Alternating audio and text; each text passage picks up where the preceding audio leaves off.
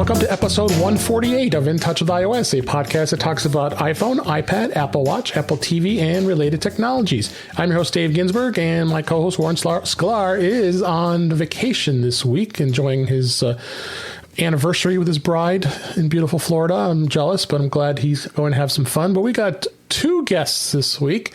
First, joining me this week is returning guest, Mrs. Brittany Smith. Hello, Brittany. Thanks for coming on the show. Hey, thanks for having me. Yeah, it's been a while. Glad we were able to get you back on the show. There's all kinds of stuff to talk about since we have been on Mac Voices Live quite a bit for the last few months, and it became a thing, and it is a thing now. So, and then also want to welcome back, as always, Mr. Jeff Gamet. How you doing, Jeff? I'm doing great. Thanks for inviting me back yet again. Absolutely. Love have you both on here this week. So got a lot of news this week that I think we can definitely talk a lot about good stuff. Apple's been very busy, as well as iOS 14.5 came out. We'll be giving our views of it's now official, and some of us were on beta, some of us were not. So we'll definitely get some of the features. Definitely won't be able to get to all those features because there's quite a list. So, but I think we'll have plenty to talk about this week. So let's go ahead and just dive right in here. First off, I wanted to just touch a little bit on this week is the numbers, the quarter 2 2021 with Apple, using tidbits as a reference here. And Apple did announce this a couple days ago here, their quarter 2 2021 profits, $23.6 billion. It was on revenue of $89.6 billion. They're doing amazing, 54% up from the year ago. Interesting to see the categories. iPhones dominant, 54% across the board here. Brittany, what did you think? You think Apple's doing okay? I think it's okay. I probably won't loan them money if they ask. No, I don't think I would either. Jeff, what do you think? I think all the categories just showing just incredible increases. It's just pretty amazing. Well, first, isn't it cute how every time Apple has any sort of dip in numbers for anything, people are running around in the street saying Apple is doomed. And yet they're making money on a scale that's literally impossible to comprehend. Maybe that's it.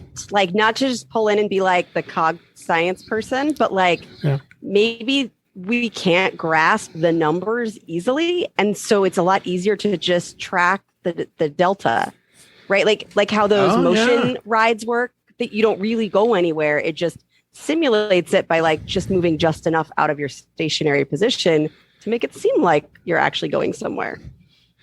And so if all you see is that little delta, because that's all your brain can get wrapped around, because I honestly do not have a good way to conceptualize billions.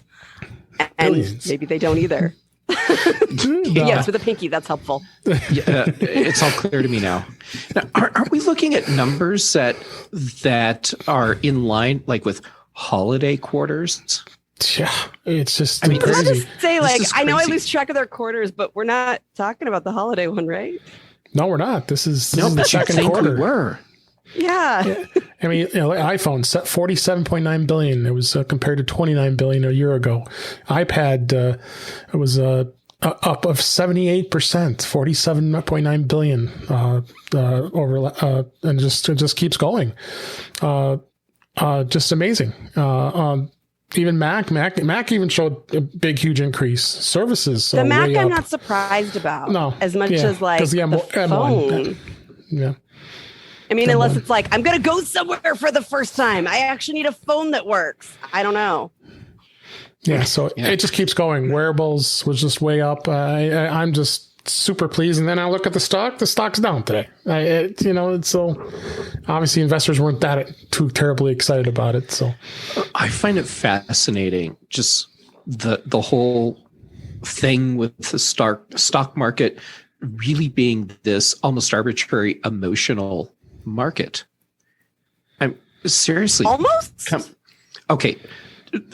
Not even almost. It's actually this arbitrary emotional thing. I mean, look at stocks, how they rise and fall. It's nice based on people's lives moods. Are created and destroyed based on mostly fictitious information, fantasy numbers, projections. Yeah, fantasy numbers. And now, if they being the the analysts that come up with these numbers from whatever dark hole they find them in, if they've projected that a company is going to do better than the company actually does, well, then they have to adjust. But still, I mean, this is just ridiculous emotion and pretend numbers that people are buying yachts with. Pretty much. So, but if you want to dive into more of the details, we could probably spend a good 25, 30 minutes on just this alone. Go check the article there from Tidbits. They did a great write-up of this. And just overall, I think that the message is Apple's not doomed. They're doing well. So, let's go ahead and move on here. Next article up here on Mac, 9 to 5 Mac. Apple says 50% of this is actually going back to the results here. Apple does say 50% of Mac and iPad buyers during that quarter two were new to the devices. Like we just said, they just showed a huge increase in all those markets there, but they did say that almost 50% of that increase was people that are new to the iPad as well as the Mac to these devices, which is great. I'm just so happy to hear more people are starting to realize that you're not so happy with the previous products you were using, right? Right, Jeff? Well, I'd be really curious to know, like how are the other things that are comparable doing? For iPad, it might be Chromebook. If you're like, oh, okay, we're going to be back at school, but only part-time. So what's the solution there? And in some places, it might be bring your own device. Like I've known of people who like got an iPad for their kid for going back to school so that it would be more seamless between their hybrid and their in-person classes. So I'd be curious, but like that's their choice. And that's not often the school's choice anymore, that they're going with the Apple things, much as Apple may wish they were. So anyway, I find that interesting, but yeah, they've been putting out some really good products in the iPad and Mac place, and it shows. Absolutely. What do you think, Jeff? I like looking at numbers like this in context with the other numbers like this. Better way to say this. When I look at these numbers, what I'm seeing are numbers where we're getting more new users. It's easier and costs less to retain a customer, and Apple has very high customer retention. So when I see numbers like this, where it's 50% of Mac buyers in the quarter were new to the platform, to me, that says, okay, now a few quarters down the road, we're going to still have these people as customers, and they're going to be buying more Apple products, which means even more stupid, uncomprehendable numbers for Apple sales figures. Yeah. I've helped a few people set up new machines in the last 6 months. Yeah. And the word about M1s, even people who don't know that name are like, I heard that processor's real fast. Like I've heard that from not techie people that, they were impressive, and it looks like it's making a difference. Yeah, sure is. Then I thought this was interesting in Mac rumors here. Apple began preparing for AirTag regulatory approval almost 2 years ago, which we know this kind of explains why it took 2 years to first finally get these AirTags, which will be arriving for tomorrow for many of us. Apple revealed that that the regulatory testing and preparing to seek regulatory approval of this product, it was 2 years before they were officially announced. And so, they go through some documentation through the FCC and making sure they're compliant. But just to sum it up, it just makes total sense that it took them this long a time to get it approved, especially as to go through the FCC in the United States. That's definitely going to take time for it to get in place. And we've been having debates, and you and I talked about it just pre-show, that between the Tile and the Apple Tag, a lot of us still have Tile, and we're not sure if you really want to dive into it or not. So I'm not surprised that it took this long with this part. Don't you think that, Jeff? Our government is designed to move slow. This is not an accident. So, yeah, I am not surprised at all that this was something that they were working on 2 years ago. I mean, look at the Apple Watch. It has functionality that isn't fully taken advantage of, and that's because regulatory processes take a really long time.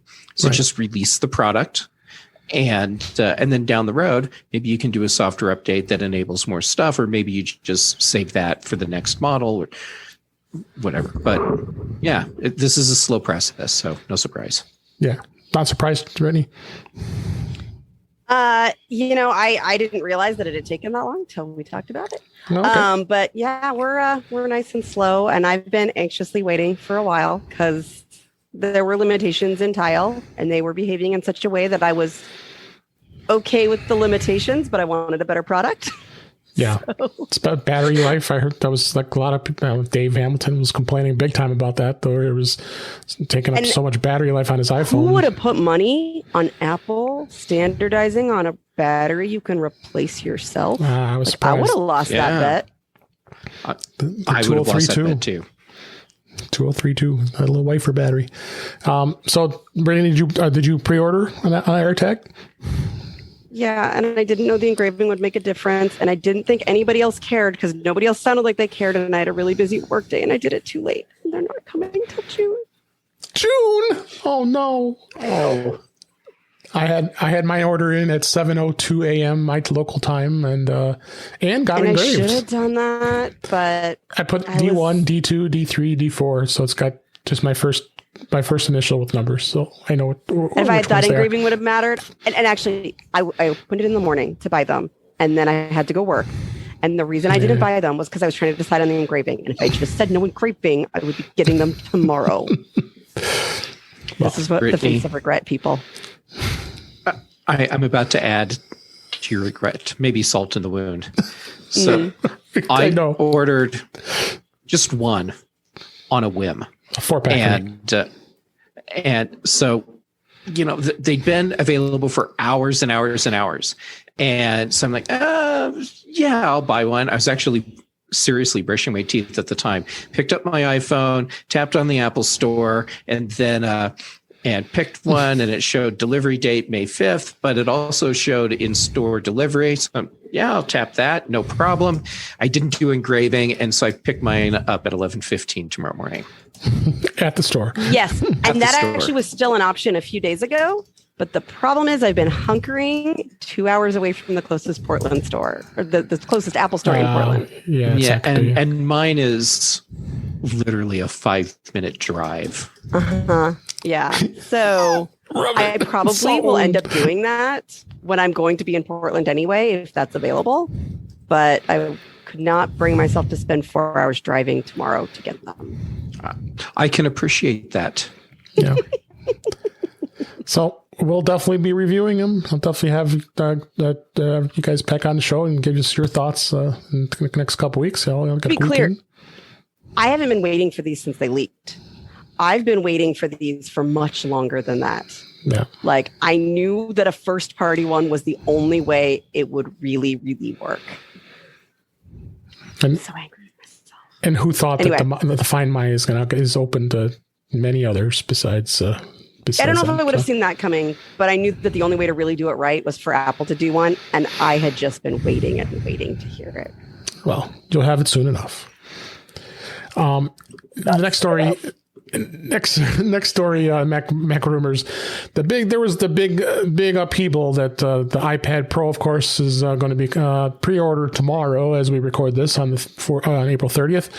That's a 5 a.m. Pacific time if you're taking notes here.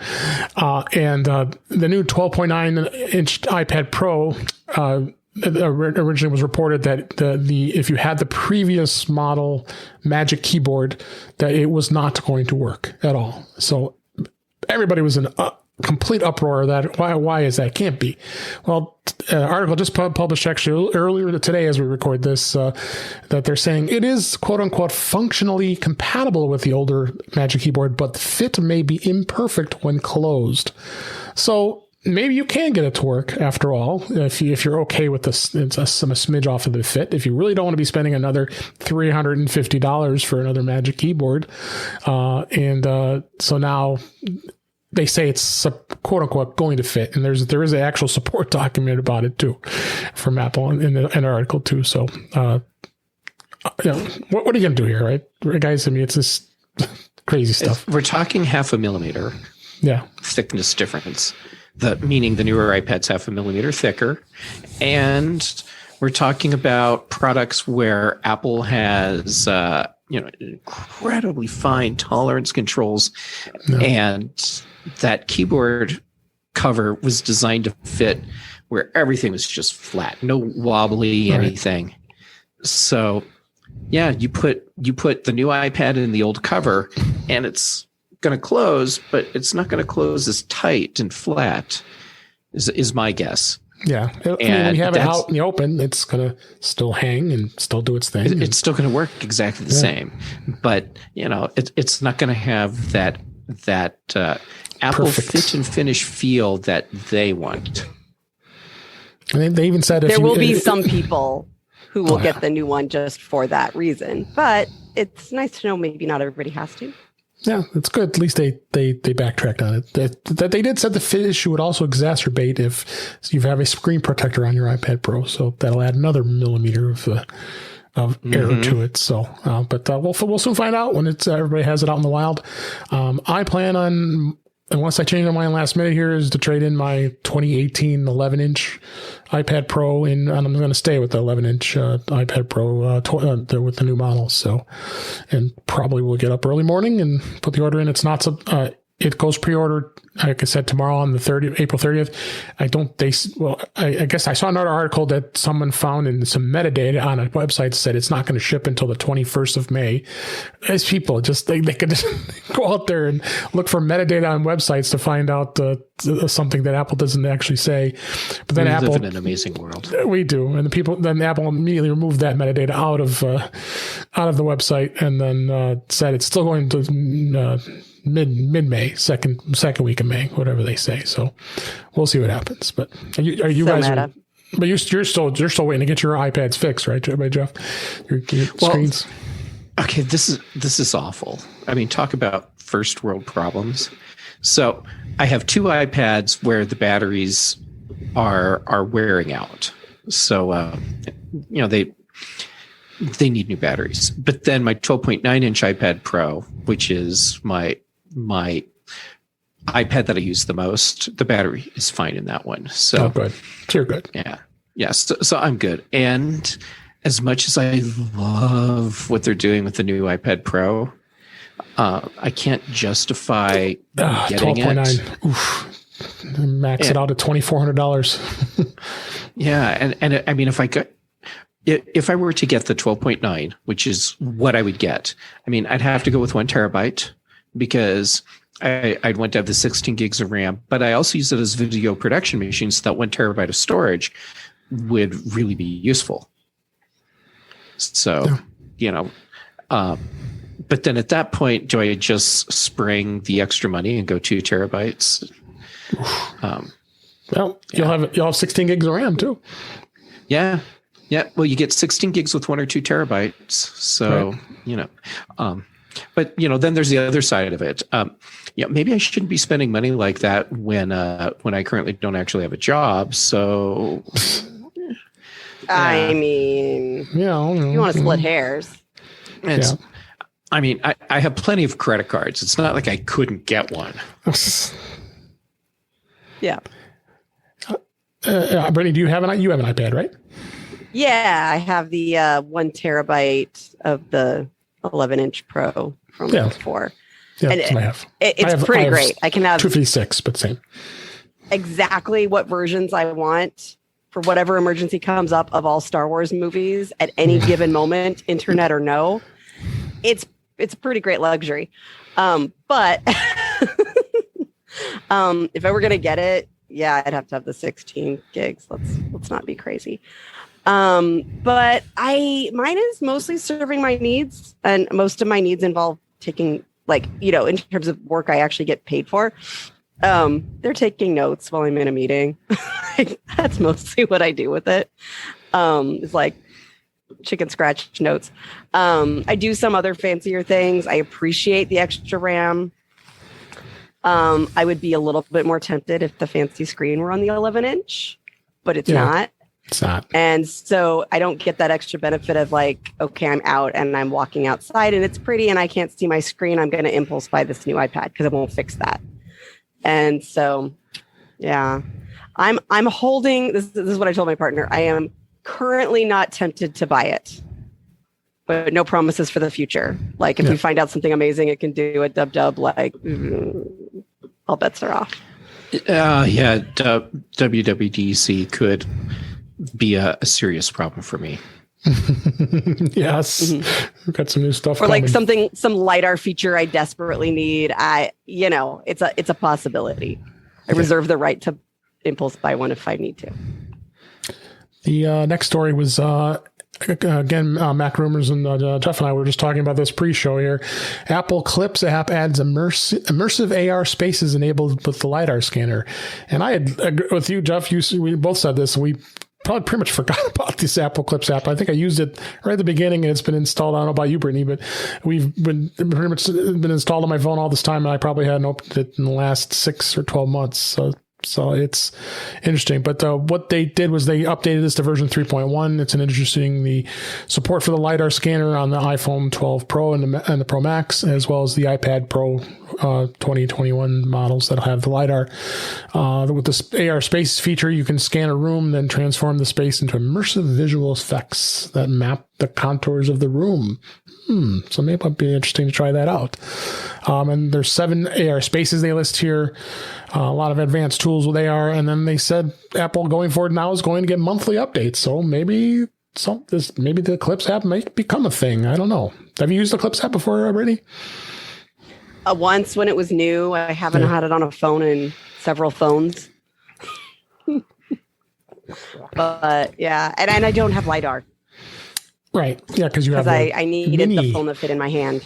Yeah. You got the mini. Yeah, the record I would have gotten a Mini Pro. But same thing you, Jeff. You still have the iPhone 10, so right. And and the thing for me with this was that no, I'm coming in the sentence backwards. Let me try that again. The big news for me with the Clips announcement wasn't that they added these new features. It's that the app still existed. Like, seriously, I had forgotten about it completely. Me too. So, if it's out there, if you want to check it out, and I might start playing with it and see if with my iPhone 12 Pro Max and see what happens. So, next story here at 9 to 5 Mac, Apple releases another firmware update version for the AirPods and the AirPods Pro. They released an updated firmware version for both the AirPods 2 and the AirPods Pro, and the version is 3E751 and comes 7 months after the previous firmware was released. And I always find it fascinating, the fact that they do this firmware upgrade and you have no idea that it's going to happen, unless the only way we know about it is because of they put out a news story and say, there's a firmware upgrade, and then it just updates and you don't even know what happens. And that's true. You have no idea if it's actually ever applied to your AirPods. So you can check. But it's not easy. You can go in and actually it'll show you, when you go into the Bluetooth, go to AirPods, click the I for the info, and then it will show the serial number and all the information about your AirPods, and then it will tell you what firmware version is on it. And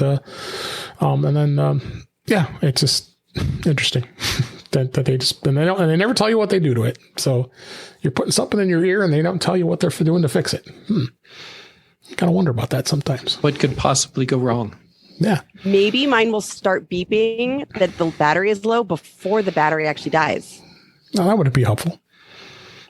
That's just crazy talk. Yeah, why would they want to do that? It is crazy talk here. And then last story here, I was also 9 to 5 Mac, is Apple was testing a new tags feature in the App Store, improved granularity in search. And then after they released this article, this was actually today as we record this, they officially rolled it out.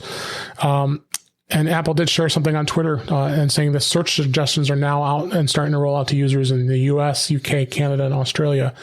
And what it is basically is that you're going to show some tags when you start typing stuff at the very top of the search box in the App Store, and it'll have related tags as you can get to it. So, because the App Store, let's face it, it was very archaic. It was really hard to find things. And I think, Brittany, I know you could probably attest to that, being with ADHD and not being able to find things and drive you crazy. And what did you think?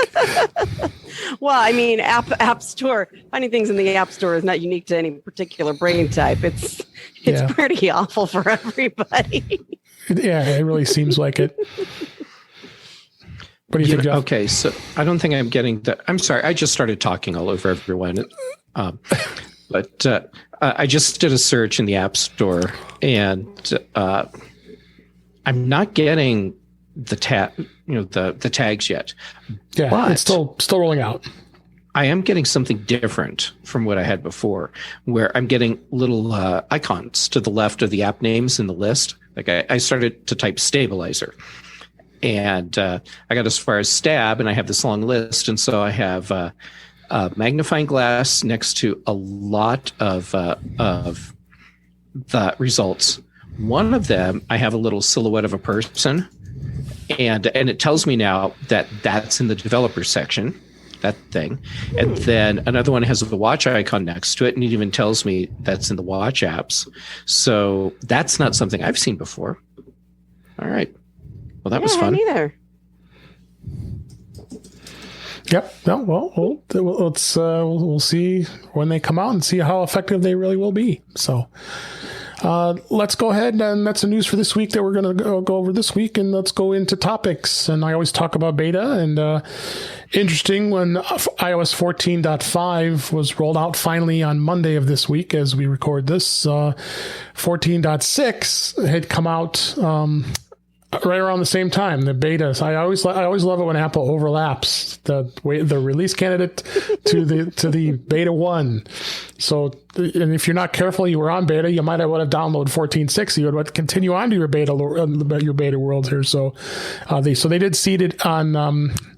They did seed it on that Friday, the 23rd, and then iOS 14.5, which we'll be talking about here in just a bit, was released finally on Monday, the 25th, 26th.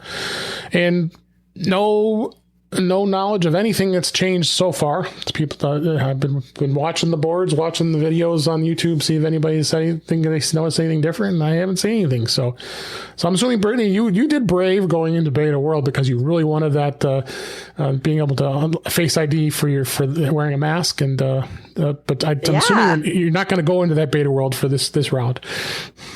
Honestly, I don't have a problem with it. 14 is pretty stable at this point. Mm-hmm. And actually, I think this dub I am going to see if anybody wants to accidentally let me see what their developer account is to do the beta at WWDC. Because I took a whole week off of work so I could do stuff about it. There's public beta. You can do doing public the whole beta. thing. But the public isn't for like a month or two after. Yeah. Okay. Right. They yeah. I thought they had. It's out there. No, it is released. For beta 1 is for public and for developers right now. Yeah, but when it's iOS 15, 15, it'll be a month or two delayed. Yeah. Yep. I actually was gonna do the 14.6 because why not? But it's not as automatic. Like it doesn't like prompt you to do it, and I was just lazy. Yeah, because that was a new feature when they were overlapping. They actually said you could do 14.5, but then 14.6 was available. That was actually the first time I'd seen them do that. They'd actually make you go over there right away. So it wasn't just me. No, it wasn't you. So, and Jeff, I know you don't dabble in beta much. I think we've talked about that before. I don't dabble on beta on my mission critical devices. Right. So my iPhone does not run beta, and the 12.9-inch iPad Pro does not run beta, but on that Friday when 14.6 came out, my 10.9-inch iPad Pro, that one is always running beta. So gotcha. I had that updated and was poking around in there, not finding anything new. Days before we had 14.5 official. Absolutely.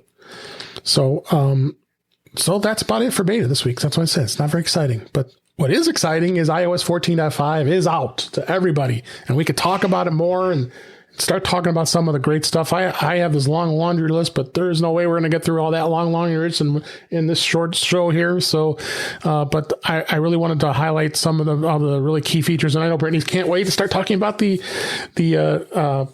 being able to unlock your iPhone with your Apple Watch while you're wearing a mask. And you've had it in beta for a while, and I'm just imagining you have absolutely loved having it.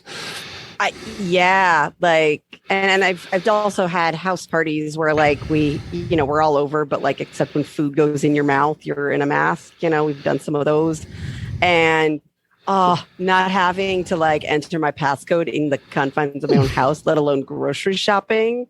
It's amazing and it's exciting, and I have been just like. It kind of makes me giggle every time because this is exactly what I've been wanting them to do while everyone else is saying, bring back Touch ID. And I was like, no, just let me unlock it with my watch. And I know it doesn't help people who don't have a watch, and I'm so sorry. But I had a watch, and I wanted it to unlock my phone, and now it does, and I'm very happy. That's good.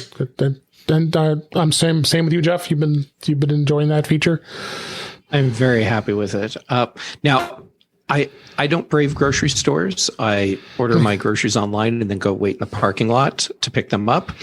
But I'm out and about enough that I have to wear a mask on a very regular basis.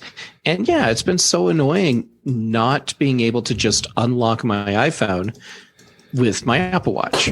So once I had that installed, or 14.5 installed, I got that turned on, and I was home alone and went and put my face mask on and just kept doing this.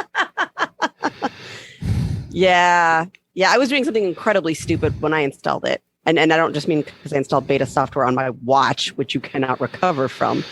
But yes. I had visited my sister, and we were going to fly home, and not just in any airport, but Phoenix.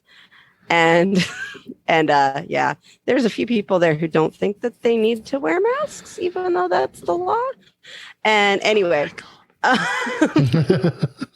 so and then our flight got we had to wait for a new plane because our plane was broken. So we were at the airport all day, which was not the safe plan I had for we'll barely be in the airport in our nonstop flight.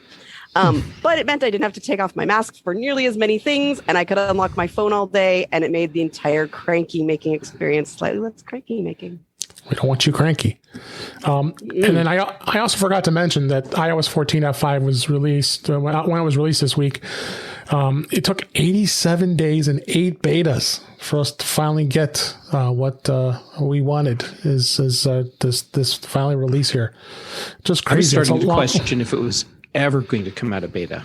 Yeah, it was just I'd never seen them do this so much. So, and then of that feature with the of unlocking with the watches, you Jeff did a great video about it too, which I'm going to have a link in the show notes so everybody can take a look at that. So we want everybody to check that out. So that's exciting too. And of course, the other big thing was the ATT asked to track privacy. That's what they call it. And that was quite the controversy that was going on with this. And I think that's probably what held it back a lot, was just so much pushback from a lot of the advertisers, a lot of the developers.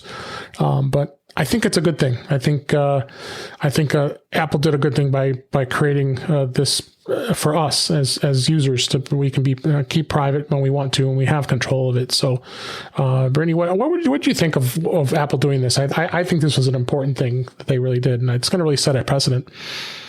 It's time. It's just time. I'm sorry, part of it's not working for some people, and I get that they had to go back and forth, and it's entirely possible Apple knew when they made the announcement they weren't going to be able to release it right away, and they were going to have to negotiate. But if you never put it out there, you never start the negotiating process that then leads you to finally turning it on. So I'm stoked. It makes me feel way better about some of my more vulnerable family members and the things that they may not realize that they're giving away on their phone. And yeah, I have some family plans this weekend. Let's put it that way. Happy birthday. I'm updating your phone for you. Yeah, it's some tech support this weekend. So I was glad they did that. So Jeff, I mean, what were your thoughts on this? I definitely think it's something that I'm glad they did. Oh, yeah. My feeling has been for a very long time that we should not be exploited just like carte blanche by companies for their own advertising purposes. It feels very sinister, very creepy to me. So the fact that Apple did this, I think, is great. And my big complaint about it is that they didn't do this years ago.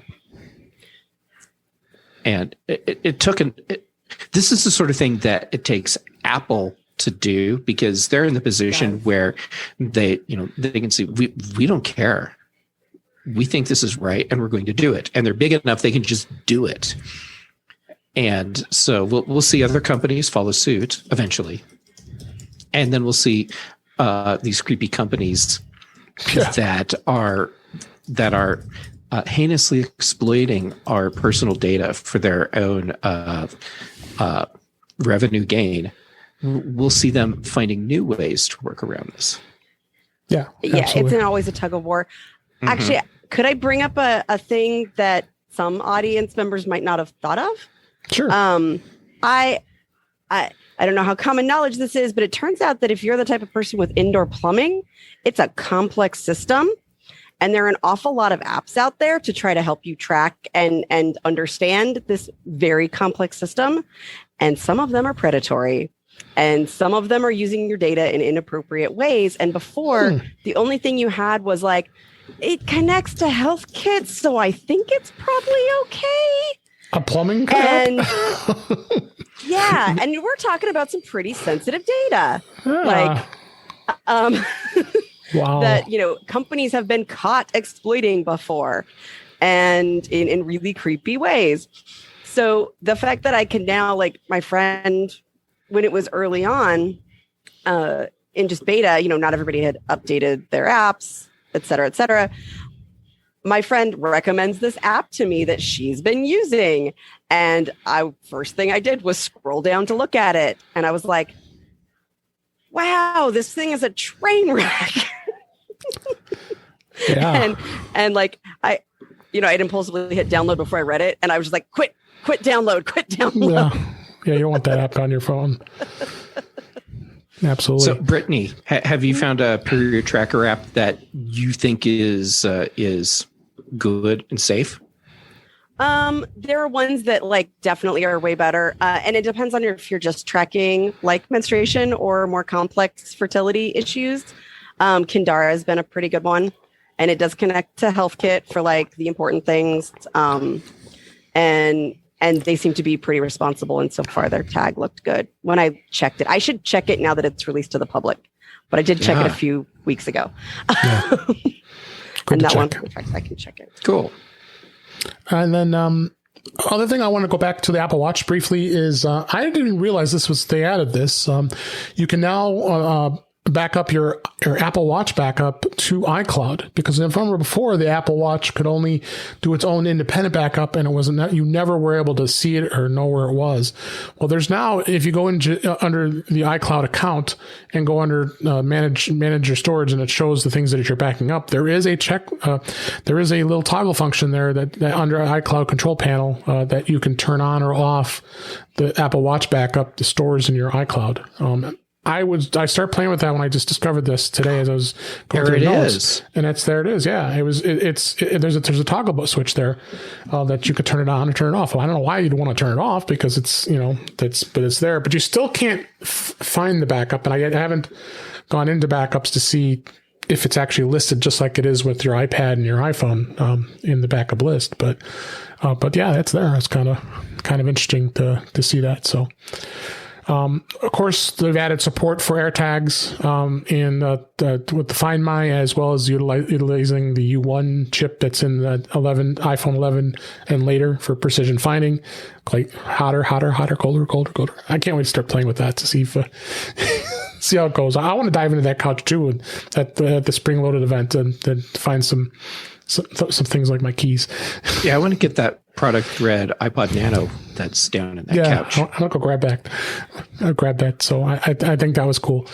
And then Apple Maps. That was there's quite a bit of change there. They've done stuff similar to Waze, crowdsourcing for accidents, hazards, and speed checks, which is, I think that's a great thing with the Maps. Apple Maps definitely has needed some much needed updates for that when it comes to that. So I think that's going to make a difference with that. So, do you use Apple Maps? I'm assuming, do you use that, Jeff? Yes. That's my, excuse me, that's my digital map platform of choice. Google Maps around here, it's fine, but oftentimes won't get, street direction correct, meaning they want you to go the wrong way in a one-way street or take you to the wrong side of the building. And Apple Maps has gotten good enough that I prefer it. And I stopped using Wise a long time ago because at least around here, it was basically a dumpster fire. Yeah, I like I could get Cookie Monster as my voice of choice. It was important to be able to hear him. You see, that was great. And if only everything else is as good as Cookie Monster, then Cookie Monster tells you to go the wrong way. It's you're a dummy. You're going the wrong way. Yeah. So, I actually with Waze, I got so frustrated at one point when it took me off the highway, routed me on this crazy route through downtown Denver, and then brought me back and put me back on the highway at the exit where it took me off. And I'm like, you know what? This is over. And I deleted the app while I was sitting there in traffic on the highway. No ways for you. No ways for me. Now, I expect that people are going to complain initially about the Waze-like features in Apple Maps because it takes time for people to get data in there and to start using it regularly. So initially, it won't be as data rich with current information as Waze is, but I expect over time that will change. Yep.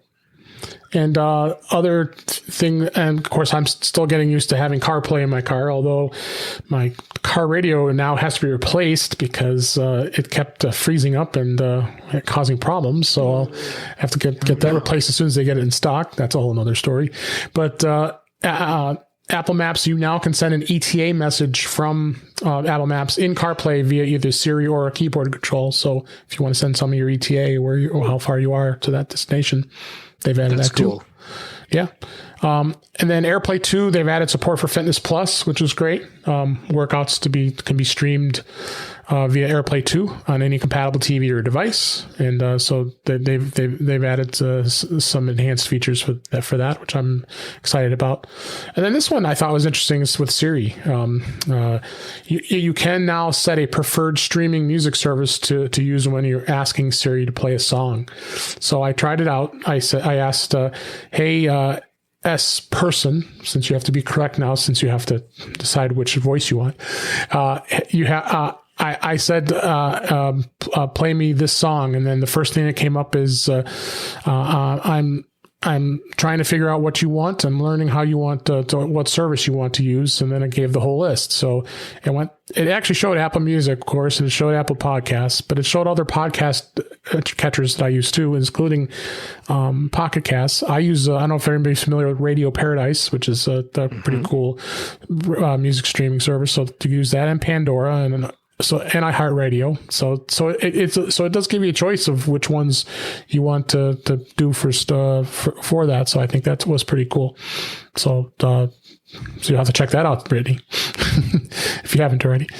And then the Siri also added the voices as we just mentioned. So then you've got it's not going to be at default when it's first installed. So you get to choose which gender, and which accent to who you want to hear, anywhere between Irish to English to British to Indian to and then male and female voices. So you can choose whatever you want. And there's there's 4 total American accents. 4, right? 4, right? Voice 2 and 3 being the new ones. And they're amazing and so much more natural. And voice 3 is now my Siri, and my screen reader, when I occasionally use it, is voice 2. I did set to voice 4. Let's try voice 3. Hi, I'm Siri. Choose the voice you'd like me to use. Guess it does sound pretty. That's number 3. Yeah, it's very natural. Siri, choose the voice you'd like me to use. That does sound a lot more natural. Yeah, that's what I set my iPhone. And I still need to set my iPad because I want the same voice everywhere. But I did set my HomePod and both HomePod minis to the new female voice as well. At Jay's not quite recommendation. Yeah. Removed from Mac voices. It's Jay Miller. I wish I could get the voice that Jay wants, because that would be the best. It's kind of weird on my HomePods because it sounds more human, and at times it's almost creepy. The first week or two, I was by myself in this house, and I talked to Siri. I was like, "Why is there a guy next to me?" Yeah, I'd gone from the old default to voice 3, and now it's just. I don't yell at Siri as much because the voice is more soothing and just more natural sounding, like a real voice. Yeah, it's surprising what a difference there is in these new voices. Like even the pauses feel organic, like more like a person pause than a computer thinking pause. Unless they get to on it 3 times in a row, in which case it just sounds like Siri screwing up again. Yep. And then moving on to reminders. Now you have the ability to sort lists by due date, creation date, priority, or title, which is great. But I like this. Now you have the ability to print a reminders list. Finally, you should be able to do that. Why did any of those take until today? I don't know. Good question. Seriously. I mean, stuff like that are reasons why I never even considered switching from OmniFocus. Of course, you can do tons more, but that's not the point. The point is that Apple's Reminders app was so limited, so hobbled, that I couldn't imagine using it. Absolutely. And Apple News, you can use Apple News, or if you subscribe, you have Apple News Plus. I have that as part of my Apple One bundle. You have now the addition of a search tab. I couldn't believe. I remember when that one came into beta, I was like, holy cow, why wouldn't you be able to search something in news? I want to be able to search. So now the search bar is right there. You can search for something you're looking for in the news. The News Plus section has now a For You feature that tells you, that curates something that they think is going to be a good fit for you, what you're looking at. And then the Browse tab is now an easier access. So you'll be able to so they really made some changes to that. Do you guys subscribe to News Plus like I do? No. Nope. So, but if you use Apple News, you can still use it without the Plus. So, and then Translate. Now you can adjust the playback speed by long pressing on the play button while listening to a translation. So you can adjust the playback speed slower, faster, and however you want. Because of course, sometimes we try to listen to its translation when you're trying to translate it to English. In our case, can't wait to go somewhere and use that. Yeah. Someday, go somewhere and use it. Like you're somewhere that maybe speaks French and really any other language or any other place. I just picked French randomly. So that's going to be great. So then shortcuts. I know we all use shortcuts. The new actions for screenshots, locking orientation of the iPhone, and switching between different cellular data modes. Interesting that they got that's cool.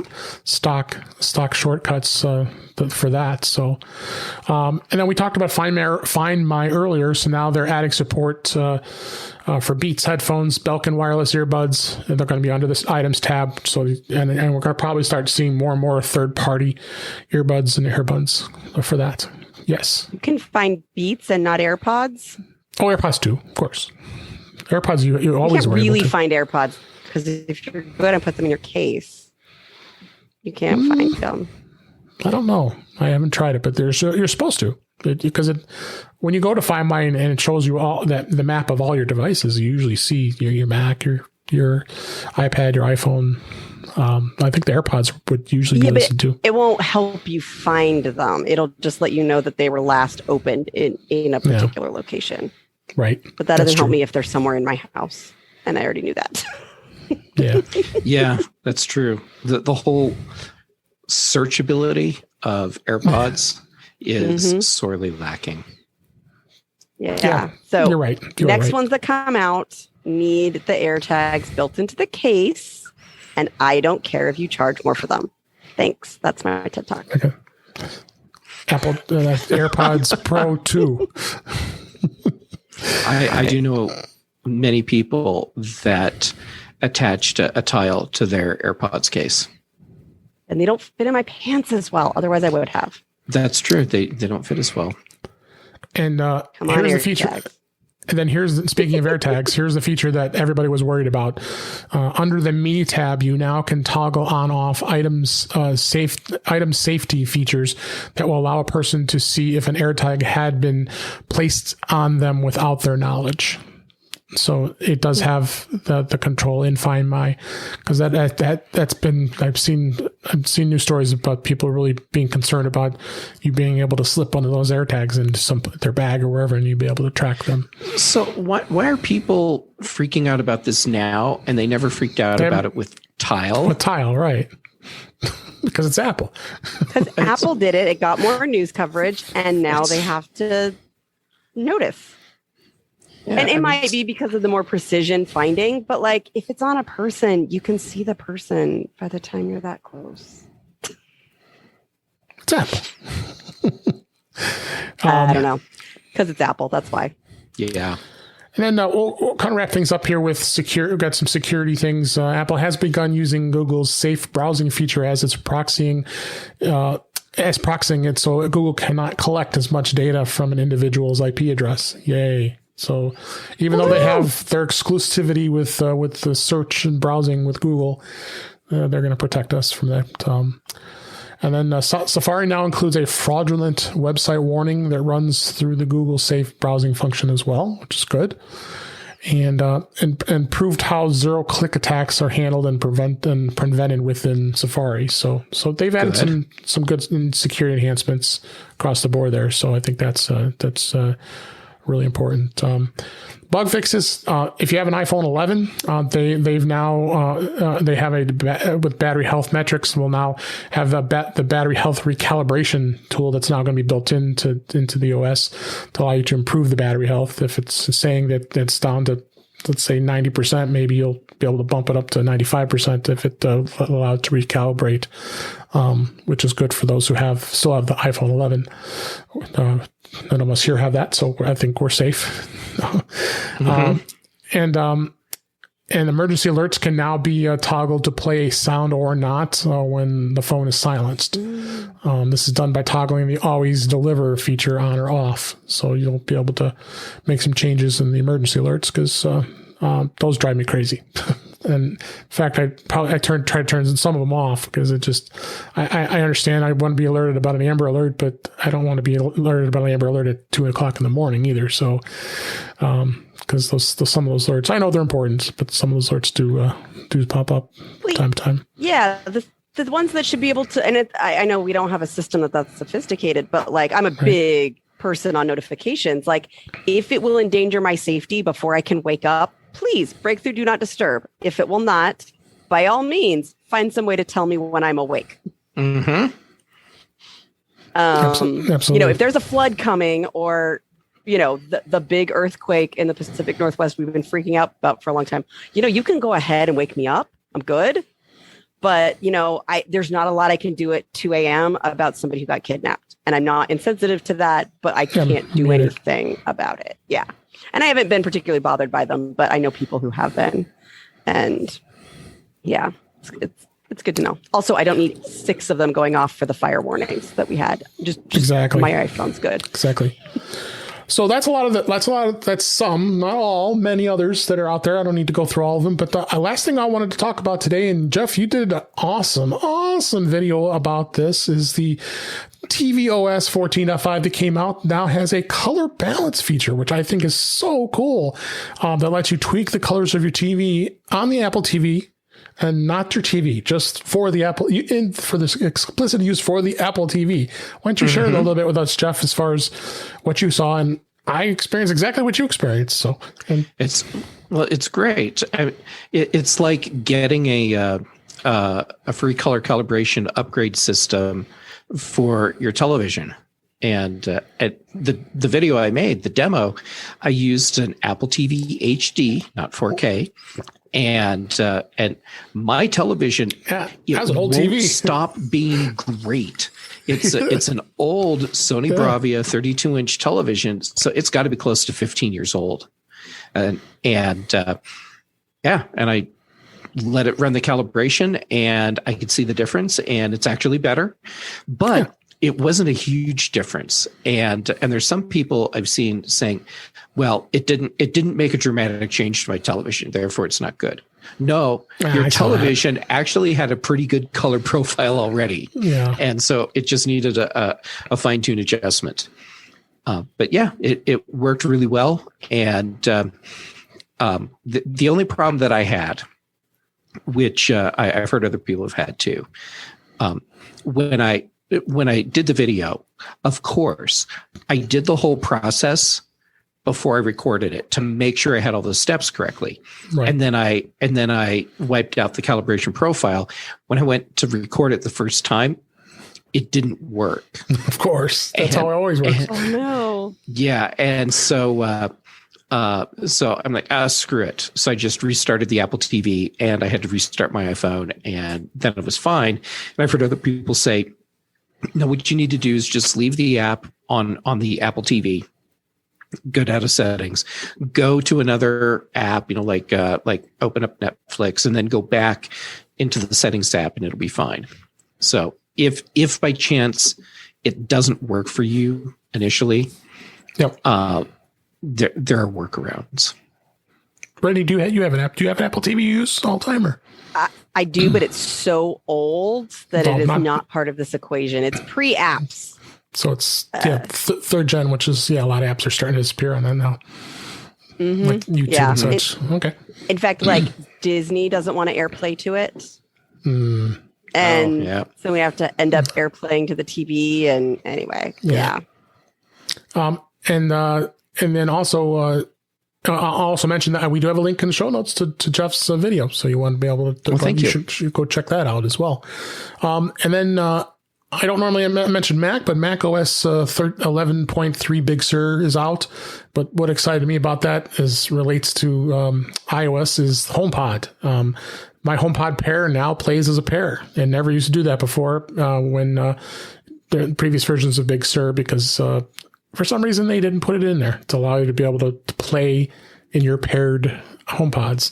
So now it will, and I don't have to play it to the left or the right. I had to choose which one I wanted to listen to with the HomePod. So they released that, and then HomePod 14.5 was released as well, which is interesting the way it updates. You have to kind of go into the HomeKit and then go to the HomePod to tell it to update. And of course, you can pair HomePod Minis too if you have a pair of HomePod Minis. You can pair those together if you so desire as well. So and you can tell your new HomePod to use the new Siri voice.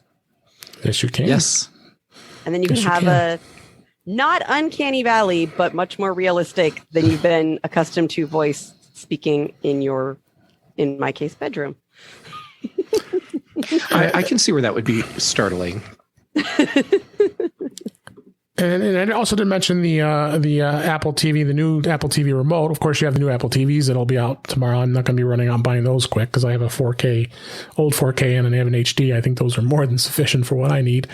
But I definitely do want to check out the new Apple the Siri Remote, the Apple TV Siri Remote that's coming out. I believe you could probably pre-order those tomorrow as well. I have to check. I don't know if we're advertising that. I think it was just iPads for tomorrow, or maybe it was the Apple TV. Oh, I've lost track. But yeah, I think the Apple TV and the iPads. Okay, I think. Well, I'll order a remote too. I have to give it that review. It has to go along with my Function 101 remote and that dreaded. Right. Your Apple TV remote that doesn't have AirTag built in. Right. Exactly. Yeah, that one. Yeah. Well, what people are going to do is they're going to have a silicon case for it with a ring, so you're going to be able to put the AirTag in there instead, which will make the remote look ridiculous. So maybe they'll come up with one that'll actually put it into the back of the remote like it should have been. So they'll charge $20 more for it, and it'll be worth it because you only need one. Yeah, because you're always looking for that remote too. So, but all right, I think we have brought this show to a close this week because we've talked about some great stuff. I hope everybody enjoyed it. We had some fun telling you about it. So let me go ahead and wrap things up this week. And that is a wrap for this week. Please send your comments, questions, and suggestions to our email address, feedback@intouchwithios.com. You can follow us on Twitter @intouchwithios. You can also subscribe in your favorite podcatcher, including Apple Podcasts and many others. But better yet, go to our website at intouchwithios.com, where all the links to all the ways to listen to us are there. I am Dave Ginsburg, and you can find me on Twitter @DaveG65. And Brittany, thank you so much for being here, Brittany Smith. And please tell everybody where we can find you. Thanks so much for having me. Yeah, it was on so Twitter, my nerdy stuff is ADD Liberator, and you can often find me talking a bunch on Mac Voices Live with these other fine folks. Yes. And my website, if you're interested in my more productivity focused stuff, is conquer.consulting. Thanks for being here. Appreciate it. And then Jeff Gamet, please tell everybody where they can find you, including all your videos. Oh, yeah. Well, my videos are on YouTube, and there will be more soon. And I am Jay Gamet on Twitter and Instagram. I'm basically Jay Gamet everywhere online. And I'm feeling pretty lucky because this is the second time this week that I've been on a show with both of you. So I know. Aww. Pretty awesome. I feel lucky too, being with both of you. Yeah. So all the warm fuzzies. All the fuzzies. So, thanks everybody for listening. We really appreciate it. And we'll talk to you again soon.